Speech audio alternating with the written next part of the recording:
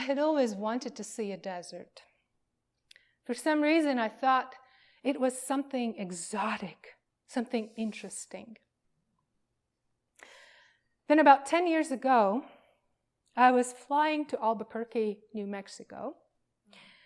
I happened to look down through the airplane window. There were no clouds, and I could clearly see the land. But there was nothing there. What I saw was the desert, and there was really nothing there. There was nothing exotic about it. So I'm not surprised that people do not want to live in the desert. They don't want to stop or linger there for any longer than necessary. It is hot, and it is easy to get lost. The story that you heard earlier today is a parable. It has its roots in the traditions of the rabbis, known as Midrash Rabbah. And the parable is more than a story. It is symbolic in its structure, and as a result, it is a complex metaphor with multiple applications. As a parable, it is an entrance into some mystery, and its meaning is not exhausted to just one single point. It invites the listener to wonder about the various meanings that could be in this story. So that's what we are invited this morning to wonder. It might be a little bit harder for us to think about the desert when we have had so many rains just this last week. But I'm hoping, when I decided on the topic, I didn't know it's going to rain this bad. Really. It was 2 weeks ago. Usually we start to get heat around this time and drought starts to kick in. Not this year. But let's work on it. Let's try to imagine in our minds what it might be like to be in this desert. Could it really be? Could it be a season in life when a struggle to survive takes up most of our time? Where heart is aching? Where finding solace and nourishment seems too far in between, and we wonder if we will ever make it through? Could it be a time when we struggle to find motivation for just about anything, and even though we might not want to admit it out loud, we long to have somebody nearby who would be able to hold us gently through that time? Is that a desert that you may have crossed at times in your life? Do you know someone who may have crossed these kind of deserts? Maybe is crossing one right now.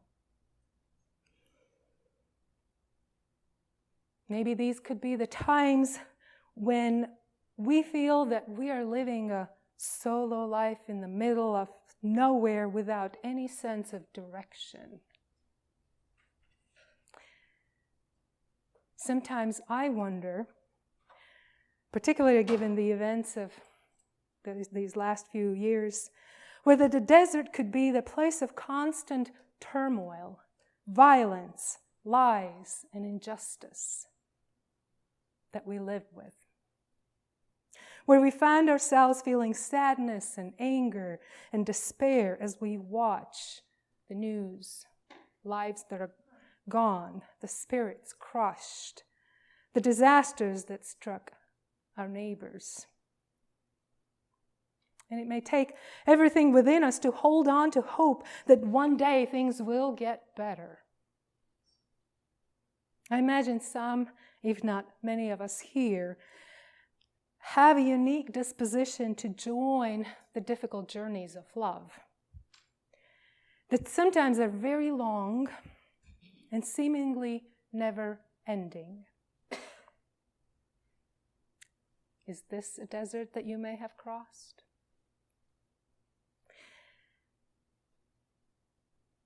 You know, if you would like to, all we have to do is turn on the news channel.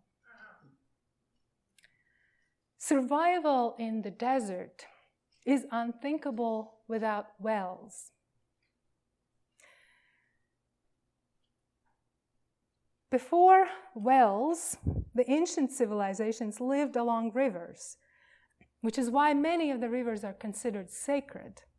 The Nile, the Ganges, how do you say? Ganges? Thank you. Latvian sounds very different from English in this one. People moved away slowly from the rivers only to the extent that they were able to dig wells and have access to water. And one may wonder who decided to dig the well in the first place and thought that they will find water in there. So I dug a little, mostly through Wikipedia and some internet sources. And I discovered that the well digging tradition is about 10,000 years old. The world's oldest known wells are located in Cyprus that have survived to this date. They're about 8,500 BC. That's kind of their time span. There are 2 wells that have been discovered in Israel from a Neolithic period, that is 6,500 BC. My personal experience with the wells is growing up with my grandparents. They lived, my mom's parents lived in the country, and well was the only source of their water. There was no water in the house like now we have the tap that you just unscrew. That's where they got their water. And yes, that's in Latvia where it freezes in the winter. It was still where they got the water. This well was lined with round cement blocks. It had a tall stand that we would use to pull the bucket down and into the well to pull the water back up. And as a child, I was a little bit frightened to be near this well, because as soon as I walked up to it, all of the adults would yell to get away from it.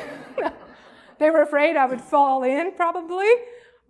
But that's kind of why I had a big reverence to that well growing up. But it turns out that there are very different kinds of wells and how they could be constructed. For thousands of years, wells were not privately owned. Reverend Kirk Lodeman Copeland says, wells were communal.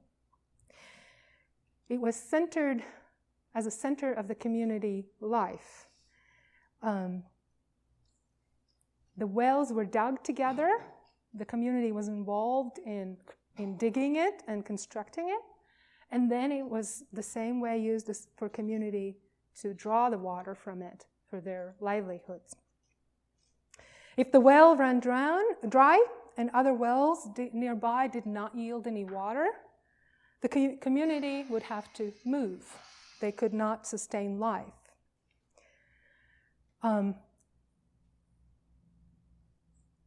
In order to construct a well, you needed a lot of information. You needed to know geology of rock formation. You needed to know how water builds up, how it runs and how it builds up. And then the digging part itself. How deep are you going to be digging? And how you are going to dig so that the well wouldn't collapse was also a skill. All of this work that was necessary to get that first cup of fresh water. If some of you are into fun facts, I did find a few fun facts. The biggest hand-dug well can be found in Greensburg, Kansas. It was dug about 2 centuries ago, 1880s, and it took a massive effort to make this 109 feet deep and 32 feet in diameter big well. The walls were covered in stone. No nails were used, as this process would pollute the water because of the rusting. And the well served the whole city until 1939 and is now a tourist attraction. Oh, not bad for a hole in the ground. Australian Aborigines relied on wells to survive the harsh Australian deserts. They would scoop out sand and mud to get to the clear water, and then cover it with grass to prevent spoilage. I mean, this is sand desert, right? Iran and other countries in Asia and North Africa depended on the water from qanats. It's kind of an ancient water collection system that was made up of a series of wells linked with an underground water channels that collected the flowing water. What kind of wells have you encountered? And how deep were they? And how did you figure out to drink from it?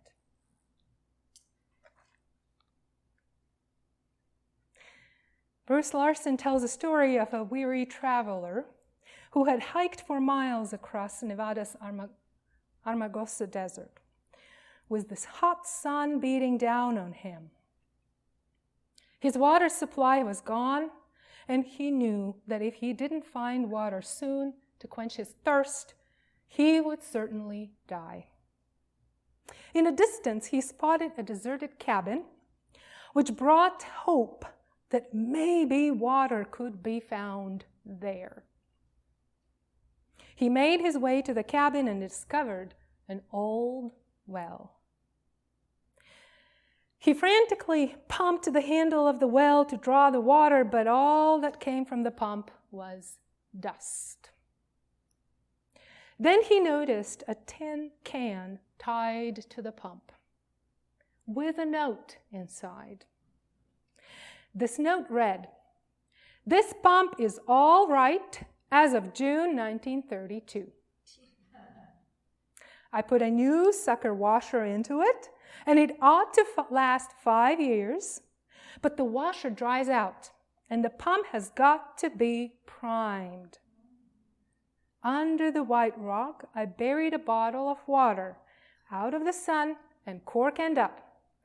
Pour 1/4 and let her soak the leather. Then pour in the rest medium fast, and then pump like crazy.